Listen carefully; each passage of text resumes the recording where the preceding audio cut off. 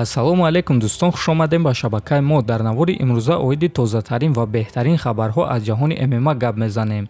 лайкро зер кунед, мо боша наворро оғоз мекунем. шаби гузашта ситораи нави UFC Ҳамза Чимаев ба довталаби пешинаи UFC дар вазни нимёна Колби Ковингтон муроҷиат карда ӯро ба муҳориба даъват кард. Чимаев дар Твиттер ба Ковингтон муроҷиат карда чунин навишт: биё чука бо ма ҷанг кун, ма дили туро канда мегирам. Колби Ковингтон, ба пулисҳо муроҷиат кун, ма ба сари ту омада истодам. Ту амрикоро муаррифӣ намекунӣ, ма амрикоро муаррифӣ мекунам. Ту тарсончакиро муаррифӣ мекунӣ, навиштааст Чимаев.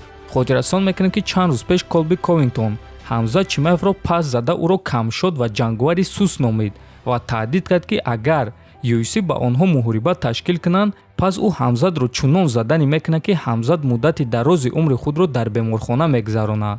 ва дӯстон, чӣ хеле ки мебинем, Чимаев ба ӯ низ ҷавоби хеле сахт дод. баъди ин суханҳои Чимаев ки гуфт ки амрикоро муаррифӣ мекунад, ногаҳонӣ Тони Фергюсон ба Ҳамза Чимаев ҷавоб дод: ту киро муаррифӣ мекунӣ? ту ҳатто вазни даркориро карда наметонӣ ба монанди Ҳабиби Фарбеҳак.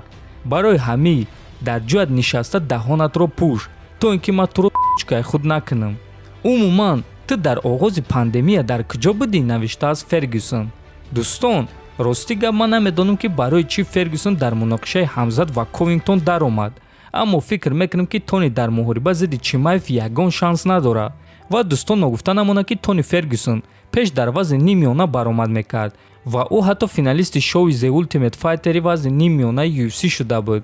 аммо дӯстон, агар ба воқеият назар кунем, пас Чарлз Оливера Бенеил Дариуш Тониро дар гӯштинг зада буданд.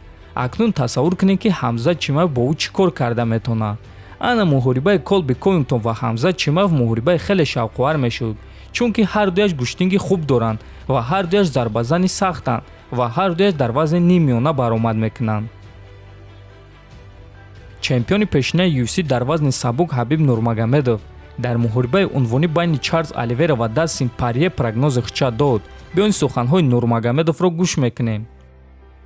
ман интервюи мураббии Дастин Порье Майк Браунро тамошо кардам. ӯ чизҳои хеле хуб гуфт оиди минтақаи сурх дар стили Оливера ва ман бо ӯ розиям. дар минтақаи сурхи Оливера набояд афтӣ. ин шахс финишёри ҳақиқист, ӯ хеле хатарнок аст. аммо ман фикр мекунам ки агар Порье ӯро ба раундҳои охир бурда тавонад, чӣ хеле ки ваъда дода истодааст, пас ӯ ғолиб шуда метавонад. агар ки шитоба, пас Оливера шанси хуб дорад. фикри ман 60-40 ба фоидаи Порье ба хотири истодагарӣ ва феъли ӯ. аммо Оливера рақиби хеле ва хеле хатарнок аст. ҳозир ӯ чемпиони ҳақиқист, чунки ӯ 9 ғалабаи пайдарҳам дорад. ӯ Тони Фергюсонро шикаст дод, 8 ҷанговарро фавран шикаст додааст. аз ҳамин сабаб ин муҳориба барои ман хеле муҳорибаи шавқовар хоҳад шуд, гуфтааст Нурмагомедов. хотиррасон мекунем ки муҳорибаи унвонӣ байни Чарлз Оливера ва Дастин Порье аллакай рӯзи 12 декабр дар турнири UFC 269 баргузор мегардад. дӯстон, шумо бо суханҳои Нурмагомедов розӣ ҳастен ё ин ки ба фикри шумо Оливера Дастинро ба осонӣ мезанад? ҳатман фикротонро дар комментария нависен. дӯстон, аз ҷониби шумо бисёр хоҳиш мешавад ки дар бораи Нурулло Алиев ягон навор кунем. дӯстони азиз, айни замон Нурулло Алиев дар шаҳри Москваи Русия тамрин карда истодааст ва ӯ айни замон агенти озод, яъне ҷанговари озод аст ва бо ягон ташкилот шартнома надорад. дар куҷо муҳорибаи навбатии ӯ мегузарад, зидди кӣ ва кай, ин чиз ҳозирашда маълум нест. аммо чӣ хеле ки мебинем, ӯ тамринҳои худро оғоз кардааст ва ин маънои онро дорад ки шояд ки ба наздикӣ худи Нурулло ё аъзоёни дастаи ӯ ягон хабари расмӣ ва фаврӣ расонанд. барои ҳамин ҳозирашда интизор мешавем ва ба Нурулло барор мехоҳем. вақт ҳамаашро нишон хоҳад дод. дӯстон, албатта ки худи Нурулло ва бисёри мухлисони ӯ Нуруллоро дар он тарафи уқёнус дидан мехоҳанд.